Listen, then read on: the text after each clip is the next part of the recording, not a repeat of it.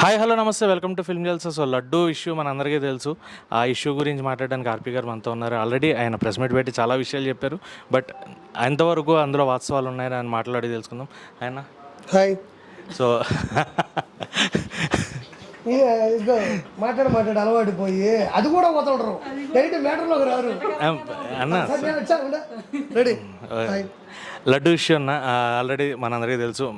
మాంసం కలుపుతున్నారంట, కొవ్వు కలుపుతున్నారంటున్నారు, చేప నూనె కలుపుతున్నారంటున్నారు. అండ్ దీని గురించి కొంతమంది వైసీపీ వాళ్ళు ఏం చేస్తున్నారంటే ముందు రిపోర్ట్ కరెక్ట్గానే వచ్చింది, తర్వాత రిపోర్ట్ని తారుమారు చేసి ఇలా చేస్తున్నారు. ఒకటి అడుగుతున్నా బ్రదరు, 2019 నుంచి 2024 వరకు లడ్డు ఎందుకు ఇంత ముందులా లేదు? దాంట్లోనే నీకు ఆన్సర్ ఉంది. 2019 నుంచి 2024 వరకు లడ్డు ఎందుకు ఇంతకుముందు నాణ్యత లేదు అంటే నాసిరకం ఉందంటే ఏదో కలిపారంటే కొవ్వు కలిపారని. చిన్న లాజిక్ అది, 100% అది. అంటే ఫస్ట్ వచ్చిన రిపోర్ట్ ఏదైతే ఉందో రిపోర్ట్ని మ్యానిపులేట్ చేశారు. ఏది రిపోర్టు? ఇప్పుడు నీకు ఒకటి సిట్టు బృందం ఒకటి ఉంది, స్పెషల్ ఇన్వెస్టిగేషన్ టీము. నీకు ఆధారాలతో సహానే వాళ్ళు ఎవరిని అరెస్ట్ చేయలేదు, ఆరోపణలకి నిరూపణలు పెట్టారు అంతే. వాళ్ళని ఇంకా అన్యాయంగా అరెస్ట్ చేయలేదు. దానికి డీజీపీ ద్వారకా తిరుమలరావు గారి ఆధ్వర్యంలో సిట్టు బృందం దాంట్లో దిగింది. ఇప్పుడు దాన్ని ఎవరు టెండర్లు వేశారు, ఎవరు కొనుగోలు చేశారు, నెయ్యి ఎక్కడి నుంచి వచ్చింది, కొవ్వు పదార్థం ఎక్కడ కడిగారు, ఇవన్నీ ఉంటుంది. ఇప్పుడు నువ్వు నాకు అన్నం పెట్టావు అన్నది బాగాలేదు అంటే దాని మీద ఒక ఇన్వెస్టిగేషన్ ఉంటుంది. వండిన మాస్టర్ ఎవడు, సరుకులు తెచ్చినోడు ఎవడు, ఇక్కడ ఆకు పెట్టినోడు ఎవడు, వెనక ఈ అన్నం పట్టుకొని వస్తాడు, సీసీ కెమెరాలో దొరకలే, మళ్ళీ ఆ సీసీ కెమెరా చెక్ చేస్తారు. ఇవన్నీ నిరూపణలు అంత ఈజీగా రావు. కాకపోతే ఆ శాంపుల్లో ఇది ఉంది అని నిరూపణ వచ్చింది. దీన్ని పూర్తి నిరూపణ ఇప్పుడు చంద్రబాబు నాయుడు గారు చెప్పేశారంటే ఎంత ధైర్యం ఉండాలా, ఎంత దమ్ము ఉండాలా? అది అబద్ధం అయితే ఎన్ని అవమానాలు ఎదుర్కోవాలి? పార్టీకే ముప్పు కదా. ఒక చంద్రబాబు నాయుడు సాక్షాత్ ఆయనే చెప్పాడు, రాష్ట్ర అధికార ప్రతినిధులు కూడా చెప్పలేదు, డైరెక్ట్గా ఆయనే చెప్పాడు, మినిస్టర్లు కూడా చెప్పలేదు. కాబట్టి అది ఆధారాలతో కూడింది. నేను ఎప్పుడూ కూడా చెప్పాను, లడ్డు ఏదో దెబ్బ కొడుతుంది అని, అదే జరిగిందంతే. అండ్ యాక్చువల్గా స్క్రిప్ట్ ఏదన్నా కూడా జగన్ గారు రాసి పార్టీలో అందరినీ నడిపిస్తూ ఉంటారు.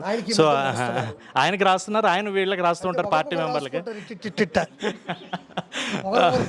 అంటే ఈ స్క్రిప్ట్ ప్రకారంగా ముందు రోజా గారు, లక్ష్మీపార్వతి గారు రియాక్టర్, తర్వాత నిన్న జగన్ గారు మీటింగ్ పెట్టి ఆ స్క్రిప్ట్ చదువుతూనే తడబడుతూ ఆయన ఏదో చెప్పాలనుకున్నది ప్రయత్నం చేశారు. బట్ ప్రజల్లోకి అయితే అది ఎక్కువగా వెళ్ళలేదు. ముందు రోజా గారు అండ్ లక్ష్మీపార్వతి గారు రియాక్ట్ అవ్వడం, వాళ్ళిద్దరూ కూడా వాళ్ళు మంచి స్నేహితులు, వాళ్ళు మంచి ఫ్రెండ్షిప్ డే రోజు కూడా ఇద్దరు కలుస్తారు, ఫ్రెండ్షిప్ డే చెప్పుకుంటారు, ఇద్దరు చాలా ఆనందంగా ఉంటారు. కాబట్టి వాళ్ళని చూసి మన ఫ్రెండ్షిప్ నేర్చుకోవాలి. అవినీతికి కేర్ ఆఫ్ అడ్రస్ రోజా అయితే ఏది పడితే అది మాట్లాడి చిల్లర కోసం పోకులాడేది లక్ష్మీపార్వతి. అది ఓకేనా. అండ్ ఆల్సో పార్టీలో అభివృద్ధి మనం చూసుకుంటే 100 రోజుల పాలన చంద్రబాబు నాయుడు గారిది చాలా చక్కగా జరుగుతుంది. అండ్ ఆల్సో ఈ వైసీపీలో ఉన్న నాయకులు కూడా అందులోకి వెళ్తున్నారు. బాలినేని గారు రీసెంట్గా వైసీపీ నుంచి వెళ్ళిపోయారు జనసేనలోకి. సో ఇంకా ముందు కూడా మిగతా ఆయన, ఎందుకంటే ప్రతిపక్షం కోసం అయితే ప్రయత్నిస్తున్నారు జగన్మోహన్ రెడ్డి, అది జరిగే పరిస్థితులు అయితే కనబట్టలేదు. సో మిగతా వాళ్ళు ఉన్నవాళ్ళు కూడా నెమ్మదిగా వెళ్ళిపోతే ఆయన ఒంటరివాడు అయిపోయి అండ్ పార్టీ భూస్థాపితమైన ఎవరు జగన్మోహన్ రెడ్డి 11 వచ్చినప్పుడు భూస్థాపితం అయిపోయింది. అది అలాంటి మేధావులకి అర్థం అవుతుంది, మీకు అర్థం కాదు. ఎప్పుడో భూస్థాపితం అయిపోయింది.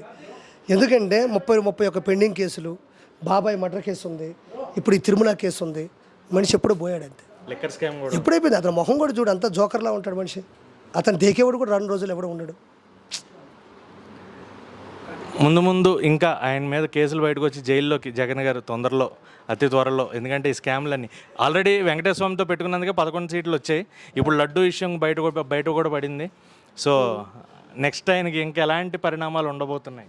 ఎవరికి? జగన్మోహన్ రెడ్డి గారికి. అంటే అని చెప్పాను కదా, మట్టి కొట్టుకుపోతాడు, హిందువుల మనోభావాలను ఇబ్బంది పెట్టాడు, మనోధైర్యం పోగొట్టాడు, కాబట్టి మట్టి కొట్టుకుపోతాడు అంతే. Okay, bye, thank you. అందరూ ఉన్నారు కదా.